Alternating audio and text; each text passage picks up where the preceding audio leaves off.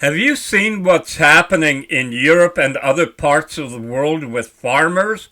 They're up in arms because farms are being taken away by the government. Up to a quarter of the farms, Netherlands, Germany, France, UK, you name it, are being absorbed by the government. And there's nothing these poor farmers can do except get out and protest. Look for support from people.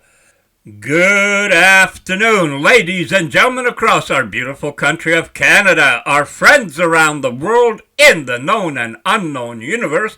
Welcome back to Favorite Angry Canadian on the 2nd day of February 2024.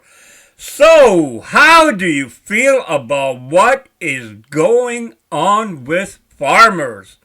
You know, when I first saw it, oh man, I became ballistic. That's part of my problem, is that sometimes I fly off the handle without thinking about it.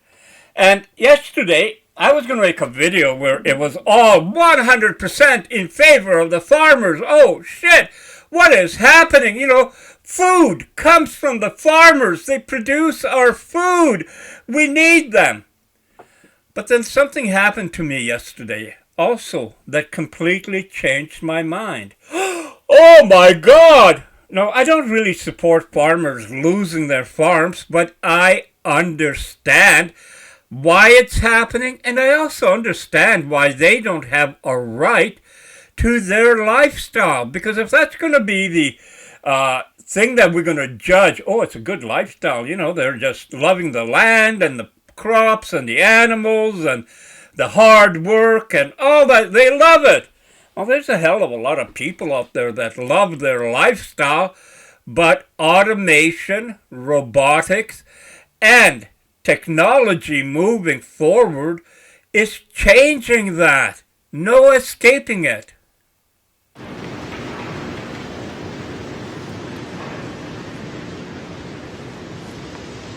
And on the 8th day, God looked down on his planned paradise and said, I need a caretaker. So God made a farmer.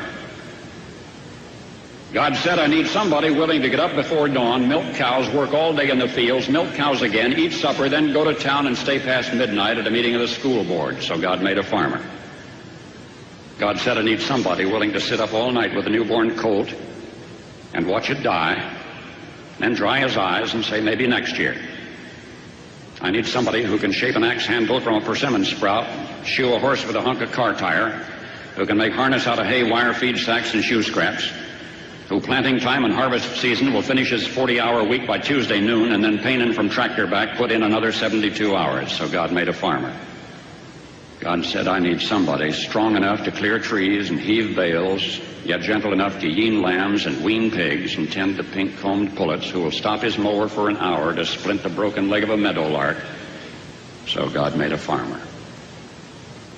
It had to be somebody who'd plow deep and straight and not cut corners, somebody to seed, weed, feed, breed, and rake and disc and plow and plant and tie the fleece and strain the milk, somebody who'd bail a family together with the soft, strong bonds of sharing, who would laugh and then sigh and then reply with smiling eyes when his son says that he wants to spend his life doing what Dad does. So God made a farmer.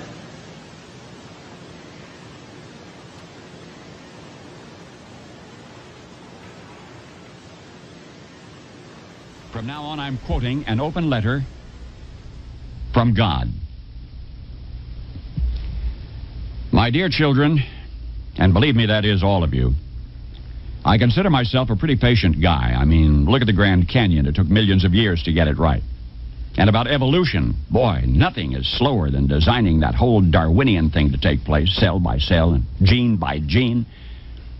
And I have been patient through your fashions, your civilizations, wars, and schemes, and the countless ways that you take me for granted until you get yourselves into big trouble again and again. I want to let you know about some of the things that started ticking me off. First of all, your religious rivalries are driving me up a wall. Enough already. Let's get one thing straight. These are your religions, not mine. I'm the whole enchilada. I'm beyond them all. Every one of your religions claims that there's only one of me, which, by the way, is absolutely true, but in the very next breath, each religion claims that it's my favorite one, and each claims its Bible was written personally by me, and that all of the other Bibles are man-made. Oh, me.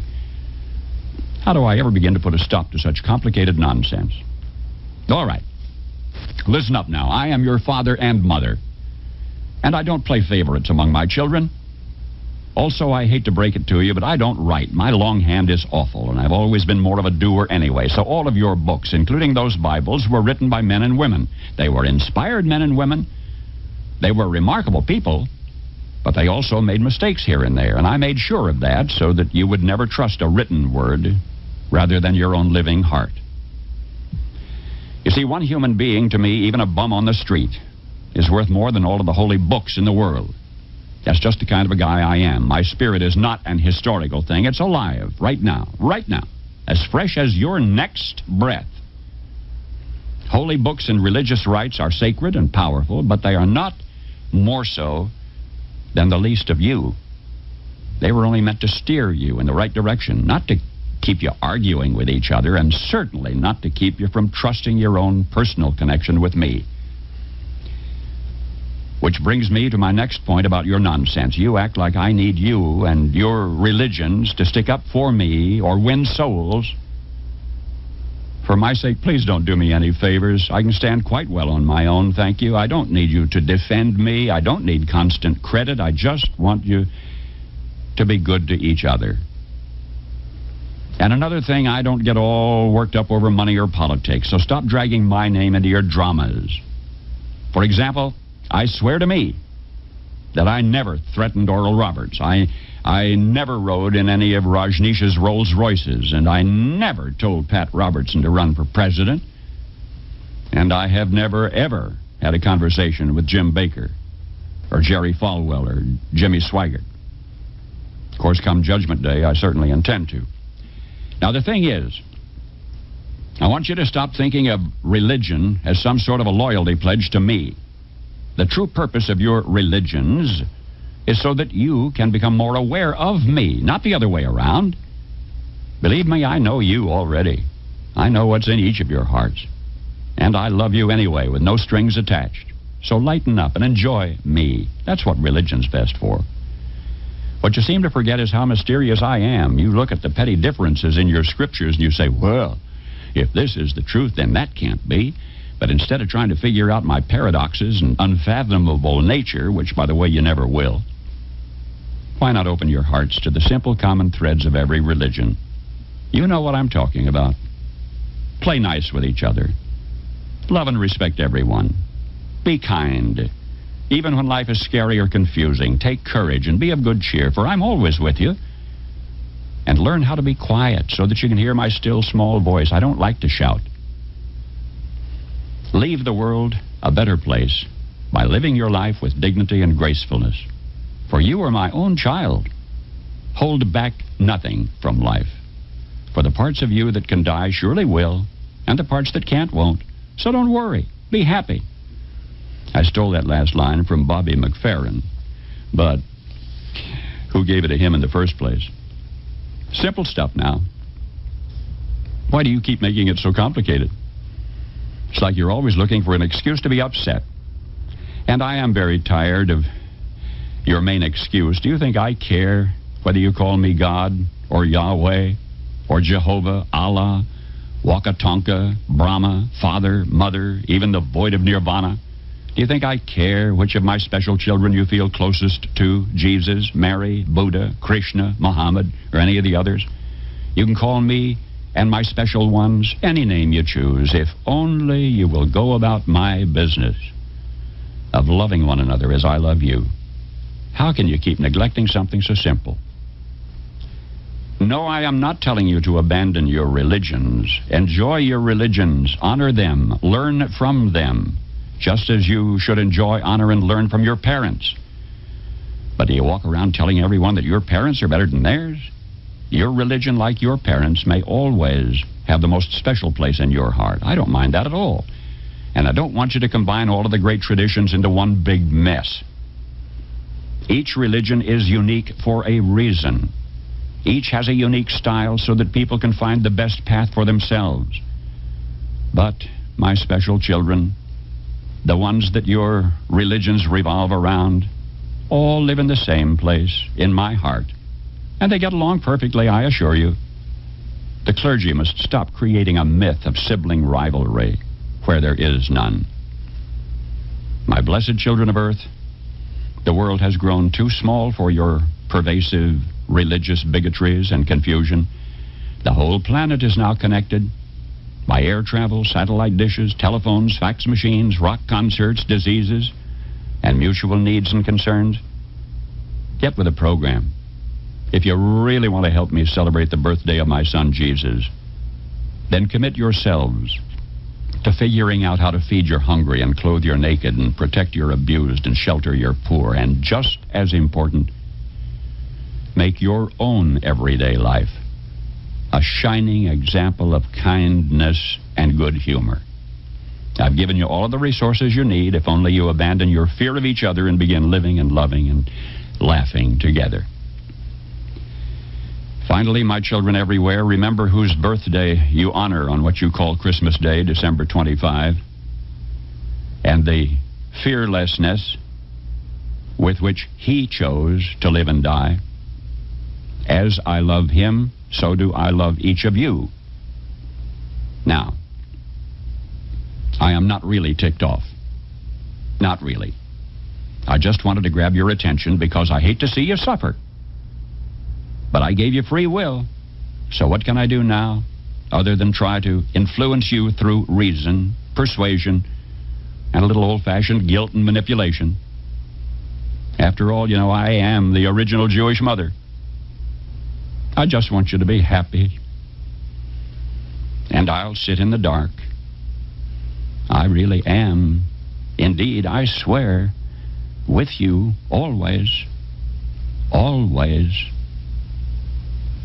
Trust in me. Your one and only God. End quote. Paul Harvey. Good day. Paul Harvey's talk about the farmer is an awesome piece, and it was great. It would still be great if it was 50 years ago, but today things are different. Today, robotics and machines are coming in. We used to be told, a few years back, about how many jobs will be eliminated, and it's not just jobs, it's different industries, the way you do things. Like right now, there's a shit full of office buildings empty or partly empty because people can work from home. That means they don't have to drive to work, save on fuel or pollution. They don't have to eat at work. They can just stay at home, even if they want to be in their pajamas or underwear in front of the computer, and work from home. That's a change. It's already putting a big burden onto office buildings. Hello and welcome back. Thank you for being here. The commercial real estate market is facing a looming crisis that may be worse than the financial crisis of 2008. Last week, I briefly mentioned that declining values of commercial real estate across the country is actually a wake-up call for the banking industry. In this video, I would like to focus on exactly what's going on with commercial properties, with commercial real estate, and why it has the potential to cause major problems for the banking industry in the US. There are more available office spaces for lease than ever before. Morgan Stanley recently sounded alarm, citing recent loan defaults by office landlords combined with a very weak demand for office spaces. And they believe that the combination of the two may cause a commercial market crash. A significant portion of commercial mortgages are actually due for refinancing within the next 3 years. These maturing loans are worth trillions of dollars. About 1.5 trillion in commercial mortgage debt is due by the end of 2025. Even if the Federal Reserve does not raise rates further, it is fully committed, we already know that, it is fully committed to holding the Fed funds rate at the current level longer. And that means that new lending rates to refinance these commercial real estate loans will be much, much higher. In order to refinance at such high rates, landlords will have to have sufficient cash flows, right? But if a building is sitting vacant, there are no cash flows. The lack of demand for offices is posing a serious challenge.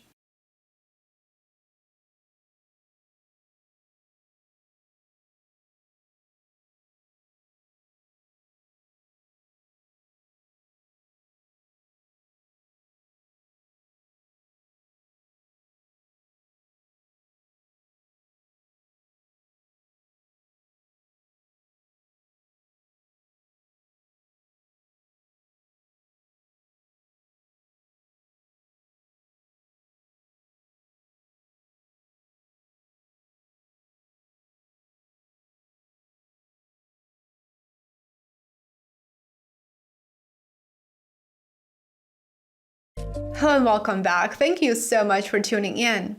As you know, climate change has been one of the biggest topics. I'm not against it per se. I do think that we need to take care of the environment, but it is also important to acknowledge that if you fact check what we're being told about climate change by the mainstream media, we will likely find that a lot of it, as it is being reported and announced, a lot of it is part of a certain agenda. For one, it is very ironic, it is quite ironic that the world leaders who attended the most recent WF summit in Davos each took their private jet, burning tons and tons of fuel, polluting the environment in order to discuss the importance of green energy transition. Well, several days ago, the head of the European Central Bank, Christine Lagarde, informed us that climate change actually has a direct impact on banking. That is, it has a direct impact on how you will be allowed to bank. In a rather ominous video and tone, Christine Lagarde says, "You have been warned. Floods, droughts, and wildfires of last year, those were just the preview of what is to come." Those are her words, the preview of what is to come. Remember that although we may not like the presentation, we should not dismiss the message. Watch the video. Floods, droughts, and wildfires last year were just a preview of what is to come. A hotter climate and nature loss are changing our economy and our financial system. At the ECB, we must understand this change to ensure financial stability and to fulfill our price stability mandate. With our new climate and nature plan, we focus on the following three things. First, the green transition. Second, the growing physical impact of climate change. And third, the risks from nature loss and degradation. We will study the impact on the economy and the financial system. This will help us improve our own models. We will also work to reduce our carbon footprint in everything we do, from banknotes to how we supervise banks. She's quite the piece of work. Look at that little grin on her face. Oh, aren't I good? Yes, I'm really good. I know I'm good because when I went to Canada, in the House of Commons, the Liberals and Conservatives gave me a standing ovation. Oh gosh, I am so special.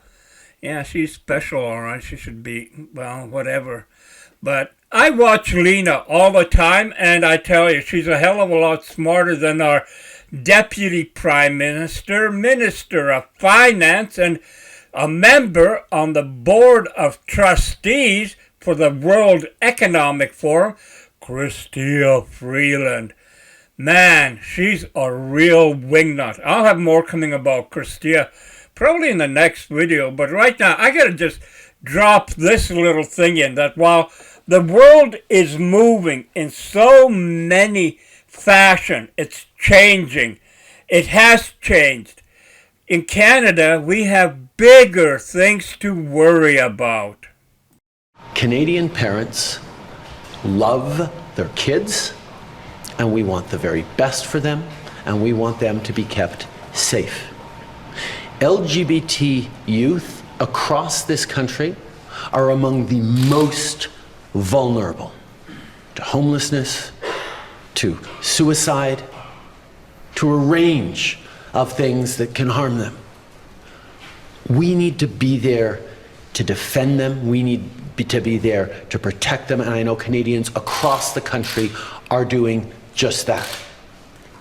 It is telling that the week after welcoming far-right American conservative Tucker Carlson to her province to sit with him on stage, Danielle Smith has now moved forward with the most anti-LGBT policies of anywhere in the country. Canadians need to know that the federal government and all Canadians will be there to protect youth. As a federal government, we will always be there to protect the most vulnerable, particularly vulnerable LGBT youth who need to know that there are people across the country there to fight for them. If Premier Smith wants to fight someone, stand with us and fight for Canadians on lower grocery prices, on affordable fuel, on more housing, on fighting climate change. Fight with us to defend the rights of vulnerable Canadians. Don't fight against vulnerable LGBT youth. I hate this piece of shit Trudeau. And he's such a lying. You know, you look up the videos and then you look at comments on them where they're allowed, because one of the things is now that they don't allow comments on certain individuals and stands that they have. You know, CBC is notorious for that. Comments are turned off. Why? Why do you turn them off? Aren't your viewers allowed to comment? I guess not. Anyway, I'm really pissed off about that. We will never have a great country. We will never accomplish all that we could as long as we have globalist piece of crap politicians at the helm of the second largest country in the world. Time to friggin' change. We should all be living as well as people in Saudi Arabia, the royals. True. We got everything. And yet we're a poor country begging for whatever we can get. Oh, what a piece of shit. We need to get rid of the globalist politics of Canada. Now, let's get back to what is really important, and that is food production. So you've all heard of Dyson, the maker of vacuum cleaners. It might seem odd for an industrialist who makes vacuum cleaners, hairdryers and robotics to be interested in farming. But I see it as an extension of that. It is all about machinery and mechanics and science and experimenting and improving things. So it is a sort of another engineering project, and it fits very well with everything else we do. We bought the farms over 10 years ago. We have 36,000 acres here in Lincolnshire, in Oxfordshire, Gloucestershire and in Somerset. We've done a huge amount of improvement to the land. We've cleared all the ditches, we've got all the waterways working properly, we've drained the fields, so they're now beautifully maintained farms. We're farming at scale here, and it's wrong to suggest that you can't have sustainable nature initiatives in harmony with good farming. In fact, about 4,000 acres of our land is given over to exactly what we're standing in now. And that gives us the right sort of insects that we need, and bees and so on, to pollinate crops. We also have 400 kilometres of hedges on Dyson farms, and we built 15 kilometres of dry stone walls.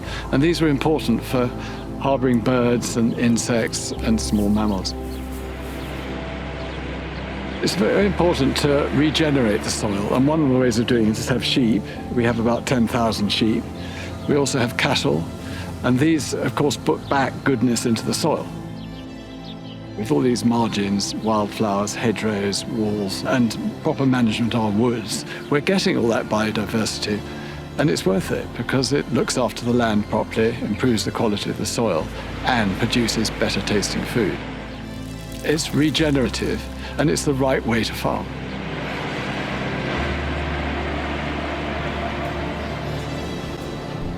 You get a very good view up here.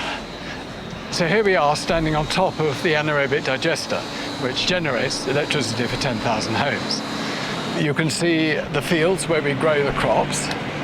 Here's the crop coming in. There's a truck delivering it, and then it's flattened down to compress it to get rid of all the air so that it rots properly. And there's an example of a crop that was probably done 3 months ago, and that's rotted. So that's put in the tank, it's churned around, and it creates gas.